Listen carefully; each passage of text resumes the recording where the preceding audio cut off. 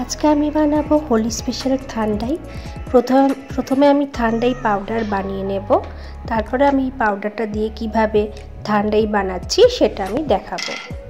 গরম frying pan আমি দিয়ে দিচ্ছি আমন্ড, কাজু, পেস্তা, পাম্পকিন সিডস, ছোট এলাচ, গোলমরিচ, পোস্ত, মৌরি দিয়ে আমি খুব ভালো করে এটা টস করে নেব।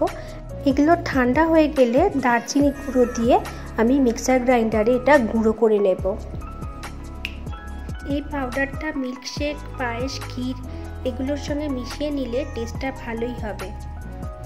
ঠান্ডা দুধের মধ্যে ঠান্ডাই পাউডার, রোজ এসেন্স, দুধে ভিজিয়ে রাখা কেশর এবং চিনি দিয়ে ভালো করে মিক্স করে নেব। এরপর অন্য একটা পাত্রে আমি এই মিক্সচারটা ছেঁকে নেব। ছেঁকে নিলেই রেডি হোলি স্পেশাল ঠান্ডাই।